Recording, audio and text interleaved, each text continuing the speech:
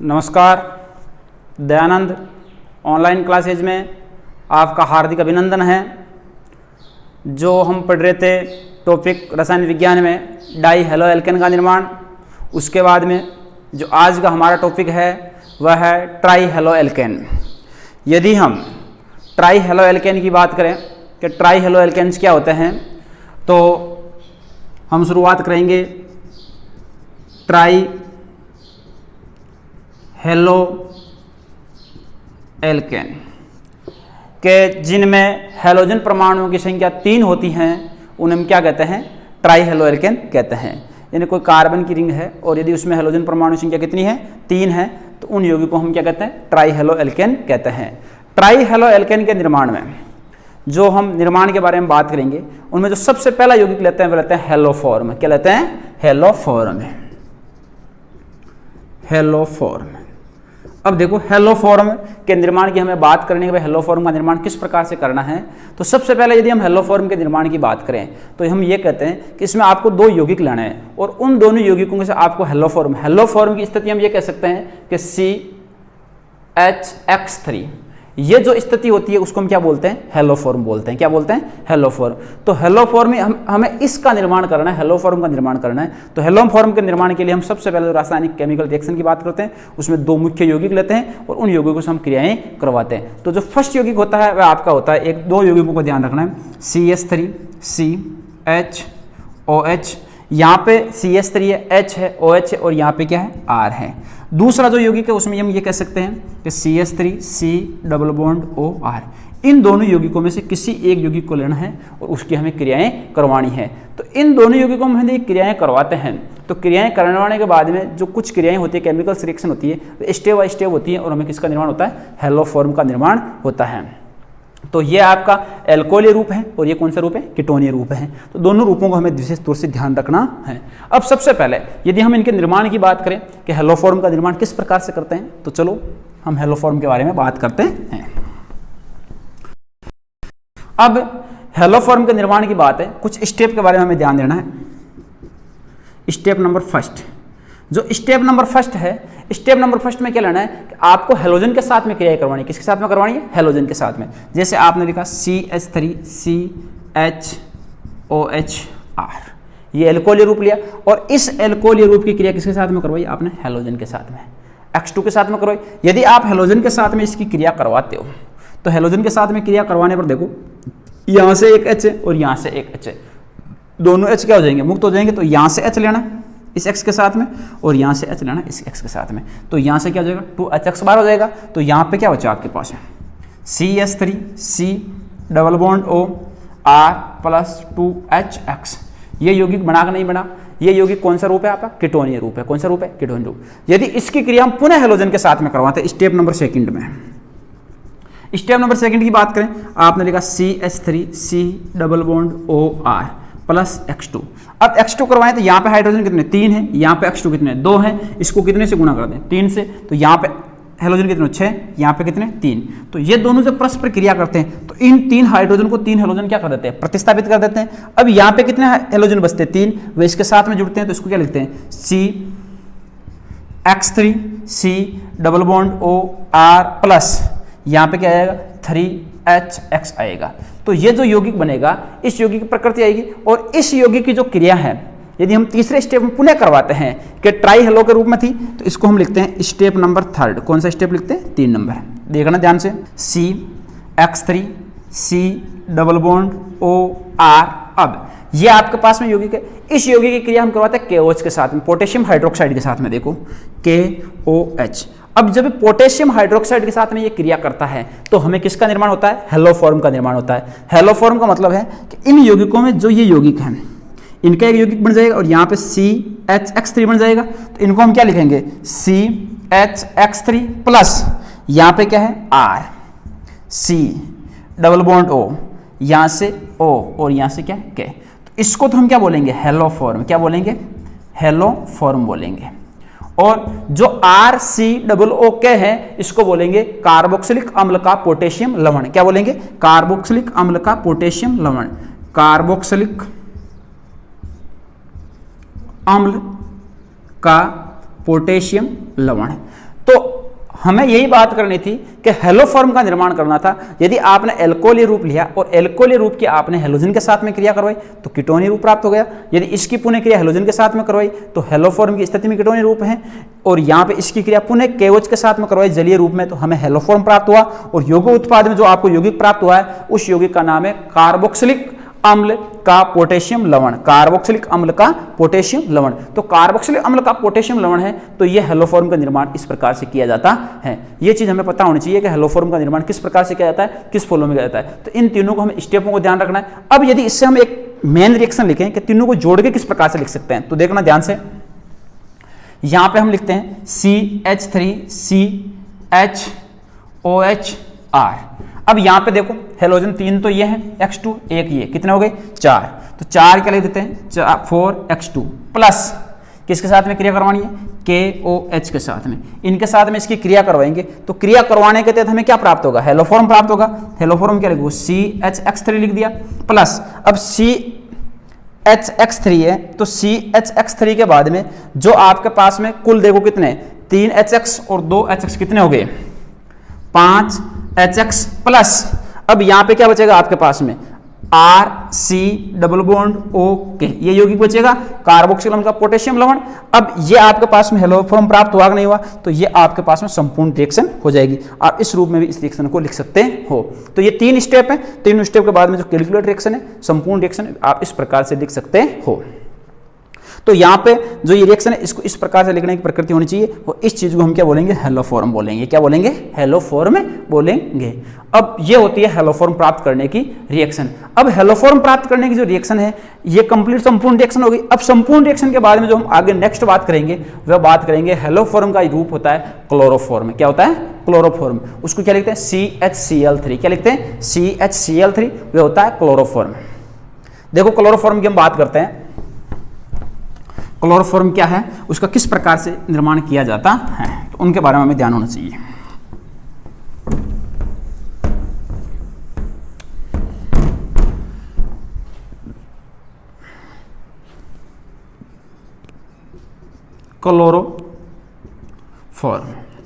Chloroform क्या लिखते हैं CHCl3 लिखते हैं। क्या लिखते हैं CHCl3, ये होता है क्लोरोफॉर्म।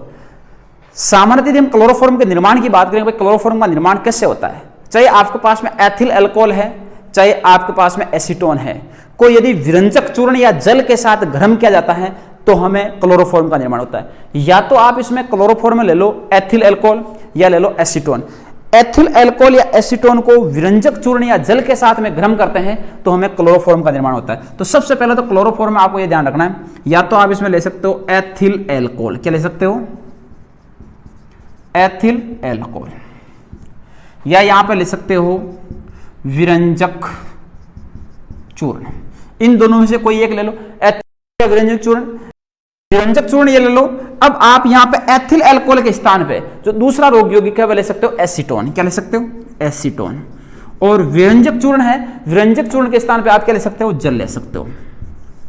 तो इनमें से दोनों में से कोई और एक, और इन दोनों में से कोई एक यौगिक लेना है, और उनको हम यदि गर्म करते हैं तो हमें किसका निर्माण होता है क्लोरोफॉर्म का निर्माण होता है। अब क्लोरोफॉर्म के निर्माण के जो कुछ पद हैं उन पदों के तहत हम इनकी रिएक्शन करवाते हैं, किन किन पदों के साथ में रिएक्शन करता है, तो ध्यान से देखना। सबसे पहले स्टेप नंबर फर्स्ट की बात करते हैं, किस प्रकार से क्रिया करता है। जो इसका पहला स्टेप आता है उस स्टेप को हम बोलते हैं नवजात क्लोरीन का निर्माण। सबसे पहले यदि आप विरंजक चूर्ण की जल के साथ में क्रिया करवाते हो तो नवजात क्लोरीन का निर्माण होता है। तो सबसे पहले आपको यह ध्यान रखना है नवजात क्लोरीन का निर्माण। नवजात क्लोरीन का निर्माण। अब नवजात क्लोरीन का निर्माण हमें किस प्रकार से करना है, सबसे पहले हमें लेना है विरंजक चूर्ण। विरंजक चूर्ण सूत्र क्या होता है CaOCl2। ये विरंजक चूर्ण होता है CaOCl2। अब विरंजक चूर्ण की क्रिया किसके साथ में करवाएंगे हम जल के साथ में। जल को क्या लिखते हैं H2। अब H2 इसको लिखते हैं, तो ध्यान देना कैल्शियम है, यहां पे ऑक्सीजन है और यहां पे H2 है। एक O इसके साथ में जुड़ता है क्या होता है H2O2 होता है। इसको क्या लिख सकते हैं हम CaOH का होल ट्वाइस प्लस यहां पे Cl2 नहीं लिखेंगे, क्या लिखेंगे 2Cl। 2Cl का मतलब क्या है अभी अभी इसने जन्म, नवजात का मतलब क्या, जो नया जन्म लेने वाला, और इसने मुक्त अवस्था में जन्म लिया है, तो इसको हम क्या बोलेंगे, नवजात क्लोरीन। क्या बोलेंगे, नवजात क्लोरीन। तो इसका नाम हो गया नवजात क्लोरीन, नवजात क्लोरीन। और ये कैल्शियम हाइड्रोक्साइड है, कैल्शियम हाइड्रोक्साइड हो जाएगा। अब आप जो दूसरे स्टेप की बात करते हो किस प्रकार से इनका यौगिक बनाते हैं, तो एक नंबर तो आपने क्या ले लिया, नवजात क्लोरीन का निर्माण। दूसरा आपको लेना है एल्डिहाइड का निर्माण, जो भी कार्बनिक यौगिक है उसके एल्डिहाइड रूप का निर्माण करना है। तो स्टेप नंबर हमें लेना है सेकंड, और सेकंड में ये लिखना है एल्डिहाइड का निर्माण। अब एल्डिहाइड के निर्माण में क्या है कि यदि आप अल्कोहल की क्रिया, जैसे एथिल अल्कोहल की और एथिल अल्कोहल की क्रिया नवजात क्लोरीन के साथ में करवाते हो, तो हमें एल्डिहाइड का निर्माण होता है। जैसे आपने लिखा CH3 CH2। अब एल्डिहाइड का आप कोई सा भी रूप ले सकते हो, पहले किसके साथ में लेना, अल्कोहल के साथ में, CH3 CH2OH प्लस इसकी क्रिया किसके साथ में करवानी है, नवजात क्लोरीन के साथ में करवानी है। अब नवजात क्लोरीन के साथ में ये क्रिया करेगा, तो यहां से ध्यान देना कि नवजात क्लोरीन में यहां से क्या H2 है और यहां से क्या है 2Cl है, तो ये 2HCl बन जाएगा। यहां से क्या आएगा CH3 CHO प्लस 2HCl। इसको हम कौन सा रूप बोलेंगे, एल्डिहाइड ये रूप बोलेंगे। कौन सा रूप बोलेंगे, एल्डिहाइड का निर्माण। किसका निर्माण होता है, एल्डिहाइड का निर्माण हो जाता है। अब भाई आपने नवजात क्लोरीन का निर्माण किया, नवजात क्लोरीन के निर्माण था, उसकी क्रिया किसके साथ में करवाई, अल्कोहल के साथ में करवाई, किसका निर्माण हो गया, एल्डिहाइड का निर्माण हो गया। अब एल्डिहाइड के निर्माण के बाद में जो स्टेप नंबर 3 आता है, स्टेप नंबर 3 में क्या है कि जो एल्डिहाइड का निर्माण, उसके बाद में एल्डिहाइड का जो रूप है, इससे हम प्राप्त करते हैं क्लोरेल का निर्माण। किसका निर्माण करते हैं, क्लोरेल का। इसको क्या लिखेंगे, क्लोरल का निर्माण।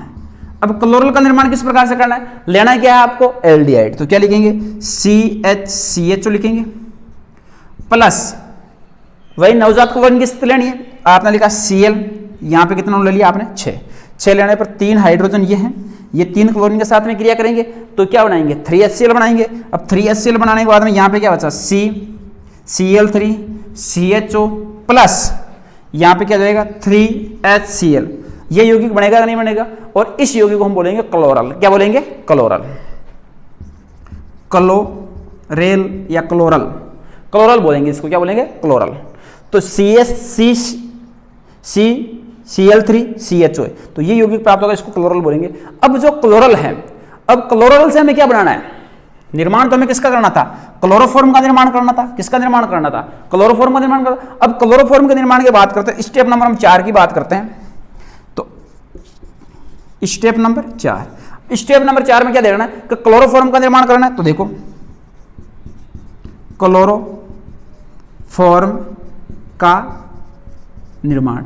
अब क्लोरोफॉर्म के निर्माण में विशेष तौर से क्या ध्यान देना है कि जो आपने यौगिक बनाया यहां पे कैल्शियम हाइड्रोक्साइड, यदि कैल्शियम हाइड्रोक्साइड की क्रिया क्लोरल के साथ में करवाते हैं, तो कैल्शियम हाइड्रोक्साइड की क्रिया क्लोरल के साथ में करवाने पर हमें क्लोरोफॉर्म का निर्माण होता है। तो इसको हम कैसे लिख सकते हैं कि CaOH का होल टू है, तो इसको क्या लिख सकते हैं, CaOH के रूप में लिख सकते हैं। तो ऐसे लिख दो इसको, CaOH लिख दिया।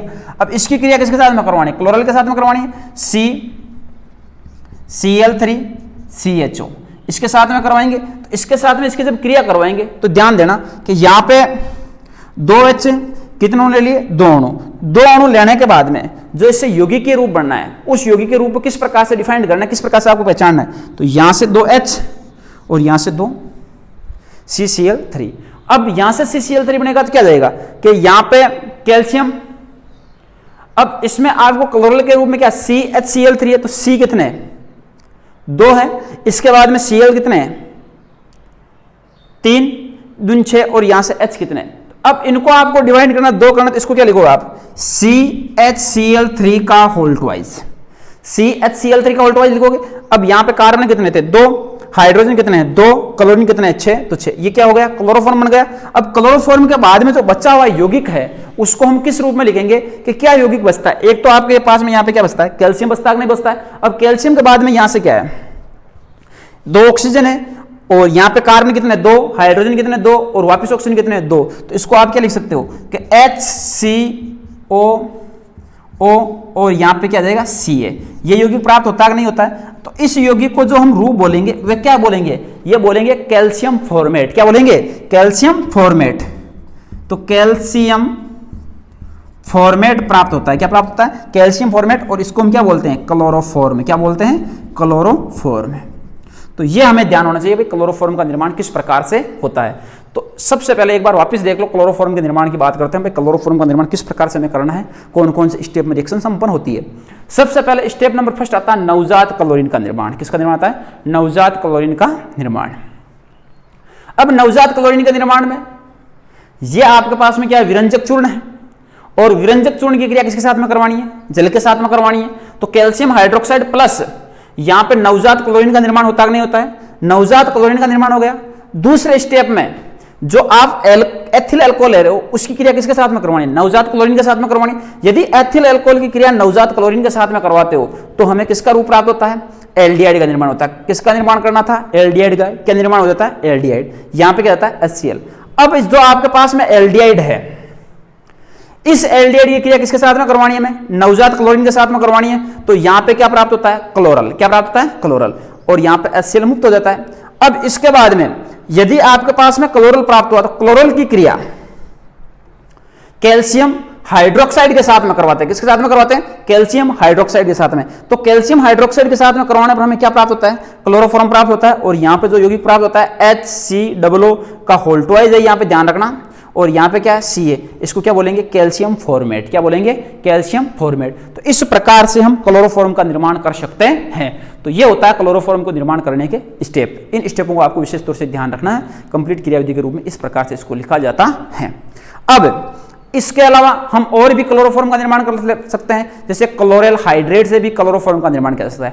क्लोरेल हाइड्रेट से जो क्लोरोफॉर्म का निर्माण करना है उसके बारे में हमें यही ध्यान रखना है कि जो आपके पास में यौगिक था कि यहां पे जो यौगिक था CCl3CHO, इसका जो रूप है कार्बन टेट्रा क्लोराइड का रूप है। उस कार्बन टेट्रा क्लोराइड की एक मिनट, जो इसका रूप आएगा उस रूप की हम बात करते हैं, उसकी क्रिया हम करवाते हैं NaOH के साथ में, तो भी हमें क्लोरोफॉर्म का निर्माण होता है। उसके बारे में बात करते हैं हम। इधर देखना ध्यान से कि क्लोरोफॉर्म का निर्माण हम और भी कैसे कर सकते हैं। उसमें जैसे आपको उन्होंने कह दिया क्लोरेल से, क्लोरेल हाइड्रेट से, क्लोरेल हाइड्रेट से। अब क्लोरेल हाइड्रेट से कैसे इसका निर्माण करते हैं, क्लोरेल हाइड्रेट क्या होता है, उसके रूप में हम किसका निर्माण करते हैं, क्लोरेल का निर्माण। तो आप लिखते हो CCl3CH, CCl3CH। और इसकी क्रिया किसके साथ में करवाते हैं, OH के साथ में। किसके साथ में करवाते हैं, OH के साथ। इसको क्या बोलते हैं, क्लोरेल हाइड्रेट। क्या बोलते हैं, क्लोरेल हाइड्रेट। यदि क्लोरेल हाइड्रेट की क्रिया हम करवाते हैं NaOH के साथ में, किसके साथ में करवाते हैं, NaOH के साथ में, तो NaOH के साथ में इसकी क्रिया करवाएंगे। ध्यान देना, यहां पे क्या CCl3 है, यदि इस CCl3 के साथ में यहां से क्या जोड़ दिया जाता है, H जोड़ दिया जाता है, तो यहां पे क्या बचता है, CHCl3 बनता है कि नहीं बनता है। इसको हम क्लोरोफॉर्म बोलते हैं कि नहीं बोलते हैं। अब क्लोरोफॉर्म के बाद में जो बचा हुआ यौगिक है, यहां से हम OH और यहां से क्या लेते हैं, एक H, तो क्या बच जाता है, H2O। और इसके अलावा जो बचा हुआ यौगिक उसको हम सीधा लिखना है, तो क्या लिखोगे, HC_O, HC_O। और यहां से क्या बचा आपके पास में, ONA। ये यौगिक बचता नहीं बचता है। तो हमें किसका निर्माण करना था, क्लोरोफॉर्म का निर्माण करना था। और क्लोरोफॉर्म को हम इस रूप में लिख सकते हैं कि क्लोरेल हाइड्रेट से भी हम क्लोरोफॉर्म का निर्माण कर सकते हैं। ये निर्माण करने का स्टेप इस प्रकार से है। ये क्लोरेल हाइड्रेट है, इसकी क्रिया किसके साथ में करवानी है, सोडियम हाइड्रोक्साइड के साथ में करवानी है। तो ये आपको किसका निर्माण हो जाएगा, क्लोरोफॉर्म का निर्माण हो जाएगा।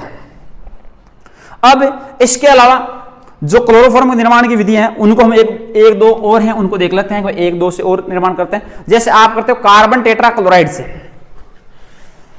कि CCl4 से, तो CCl4 से क्लोरोफॉर्म का निर्माण कैसे करना है। यदि कार्बन टेट्रा क्लोराइड का अपचयन Fe+H2O की उपस्थिति में करवाया जाता है, यदि कार्बन टेट्रा क्लोराइड का अपचयन इन 2H के साथ अभिक्रिया Fe+H2O की उपस्थिति में करवाया जाता है, तो क्लोरोफॉर्म का निर्माण होता है। किसका निर्माण होता है, क्लोरोफॉर्म का। देखना, CCl4 है प्लस H अपचयन, दो अणु, यहां पे Fe+H2O का मिश्रण लेना है, इनकी उपस्थिति में करवाओगे तो यहां से एक H और यहां से क्या हो जाएगा, Cl, HCl मुक्त हो जाएगा। यहां से क्या आएगा, HCl3 प्लस HCl, इसको हम क्या बोलेंगे? क्लोरोफॉर्म। क्या बोलेंगे?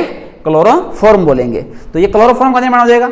अब ये तो क्लोरोफॉर्म के निर्माण की बात की थी। अब एक दो छोटे से बिंदु की और बात कर लेते हैं कि क्लोरोफॉर्म का सबसे पहले गुण देखते हैं, क्लोरोफॉर्म किन गुणों में पाया जाता है, तो उनके बारे में बात करते हैं। उससे पहले 1 मिनट के लिए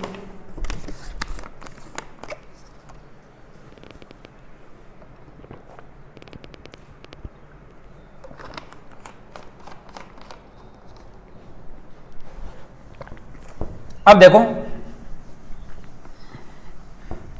क्लोरोफॉर्म के गुण।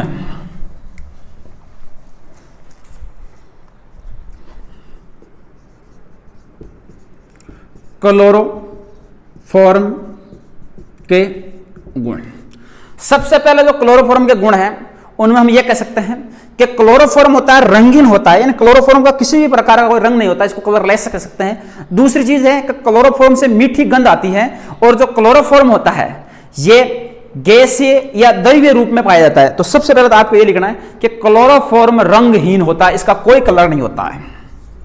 क्लोरोफॉर्म रंगहीन होता है। नंबर 2 बात, यह मधुर गंध युक्त होता है, या इसको हम ऐसे कह सकते हैं मीठी गंध युक्त होता है। और जो क्लोरोफॉर्म होता है यह गैस या द्रव के रूप में पाया जाता है। यह चीज विशेष तौर से ध्यान रखनी है। दूसरी चीज हम यह कह सकते हैं कि जो क्लोरोफॉर्म होता है यह जल में आंशिक विलय होता है, जल में आंशिक विलय होता है, बहुत ही कम मात्रा में विलय होता है। जबकि 3 नंबर यह कह सकते हैं कि यह कार्बनिक विलायकों में, कार्बनिक विलायकों में पूर्णतः विलय होता है, कि क्लोरोफॉर्म जितने भी कार्बनिक विलायक हैं उन कार्बनिक विलायकों में पूर्णतः विलय होता है। अगला हम ये कह सकते हैं क्लोरोफॉर्म होता है ये पानी से भारी होता है। इसका भार होता है, कैसा होता है? ये पानी से भारी होता है, वाटर से भारी होता है, जल से भारी होता है, जल से भारी होता है। और इसके अलावा हम ये कह सकते हैं कि क्लोरोफॉर्म होता है ये अधिक मात्रा में, यदि हम क्लोरोफॉर्म को सूंघ लेते हैं, अधिक मात्रा में यदि क्लोरोफॉर्म को सूंघ लेते हैं तो इससे बेहोशी उत्पन्न हो जाती है, आदमी निश्चेतक अवस्था में चला जाता है, बेहोशी अवस्था में चला जाता है। तो हम ये कह सकते हैं कि क्लोरोफॉर्म को, यानी इस क्लोरोफॉर्म CHCl3 को अधिक मात्रा में सूंघने पर बेहोशी, अर्थात इसको क्या सकते हैं, निश्चेतक हो जाती है, बेहोशी हो जाती है। यानी CHCl3 क्लोरोफॉर्म को अधिक मात्रा में सूंघने पर व्यक्ति कैसा हो जाता है, बेहोश हो जाता है। अब यह था आपके क्लोरोफॉर्म के मुख्य गुण। अब एक चीज छोटी सी बची है, उसको मैं बता देता हूं आपको कि क्लोरोफॉर्म की पहचान कैसे की जाती है, क्लोरोफॉर्म शुद्ध है या अशुद्ध है। तो सबसे पहले हम बात करते हैं क्लोरोफॉर्म की शुद्धता का परीक्षण। तो क्लोरोफॉर्म की जो शुद्धता का परीक्षण, उसमें यह ध्यान देना है कि जो शुद्ध अवस्था में क्लोरोफॉर्म होता है, आपने क्लोरोफॉर्म लिया, यदि वह शुद्ध अवस्था में है और उसकी क्रिया हम AgNO3 के साथ में करवाते हैं तो वह किसी प्रकार का श्वेत अवक्षेप नहीं देता है। यदि क्लोरोफॉर्म शुद्ध अवस्था में रहता है और उसकी क्रिया यदि हम AgNO3 के साथ में करवाते हैं तो वह किसी प्रकार का श्वेत अवक्षेप नहीं देता है। परंतु यदि क्लोरोफॉर्म अशुद्ध अवस्था में है और उसकी क्रिया हम AgNO3 के साथ में करवाते हैं तो जो उसका विलयन होता है उस विलयन से AgCl का श्वेत अवक्षेप प्राप्त होता है, श्वेत अवक्षेप प्राप्त होता है। और यह जो श्वेत अवक्षेप होता है यह वायु या प्रकाश की उपस्थिति में HCl बनाता है। तो हमें 2 चीजें ध्यान रखनी है। आपको ऐसे पूछ लिया जाए कि शुद्ध अवस्था में क्लोरोफॉर्म होता है, क्या वह AgNO3 के साथ में श्वेत अवक्षेप देता है? नहीं देता है। यदि अशुद्ध अवस्था में आपके पास में क्लोरोफॉर्म है और यदि उसको हम AgNO3 के साथ में क्रिया कराएंगे तो वह AgCl का श्वेत अवक्षेप देगा, और AgCl का जो श्वेत अवक्षेप होगा वह वायु या प्रकाश की उपस्थिति में क्या बनाएगा, HCl बनाएगा। जैसे आपके पास में, जैसे आप सीधा ऐसे कह सकते हो, जैसे AgNO3 है, और ये किसके साथ में आया, अशुद्ध अवस्था में क्या है यहाँ पे HCl है। यदि इसके साथ में ये क्रिया करेगा तो आपके पास में AgCl का, यहाँ से Ag और यहाँ से Cl, यानी AgCl का श्वेत अवक्षेप बनाएगा प्लस यहाँ से क्या जाएगा HNO3 आ जाएगा। तो ये होता है सिंपल सा क्लोरोफॉर्म। और क्लोरोफॉर्म की पहचान करने के लिए हमें ये कहना है कि क्लोरोफॉर्म की शुद्धता का परीक्षण है। दो चीजें ध्यान होनी चाहिए, शुद्ध अवस्था में रहेगा तो AgNO3 के साथ में क्रिया करके श्वेत अवक्षेप नहीं देगा, और अशुद्ध अवस्था में रहेगा तो AgNO3 के साथ क्रिया करके श्वेत अवक्षेप देगा। अब ये टॉपिक आज का इतना ही है, और इसके बाद में जो नेक्स्ट क्लास आएगी उसमें हम क्लोरोफॉर्म के कुछ रासायनिक गुण पढ़ेंगे, और इसको हम आगे कंटिन्यू भी रखेंगे। एक बार यहाँ से जो ये टॉपिक पढ़ाया गया उसको ध्यानपूर्वक सुनना और अपने हाथ से सारे रिएक्शनों को स्टेप बाय स्टेप लिखना। किसी प्रकार का कोई कंफ्यूज हो तो आप कमेंट में जरूर उसका बताना कि ये प्रॉब्लम आ रही है, और अच्छी तरह से समझना और अच्छी तरह से तैयार करना। मेरा ये मानना है कि जो पढ़ाया हुआ टॉपिक आपको अच्छी तरह से समझ में आ गया होगा, और इस दयानंद ऑनलाइन क्लासेज पे आपको प्रत्येक चीज़ सटीक और शॉर्ट में मिलेगी, और किसी भी प्रकार की आपकी असुविधा होगी उसकी पूर्ण रूप से सुनवाई की जाएगी, उसका पूर्ण रूप से जवाब दिया जाएगा। और मैं आपसे आशा करता हूं कि आप इसी प्रकार से हमारे साथ बने रहें। जय हिंद।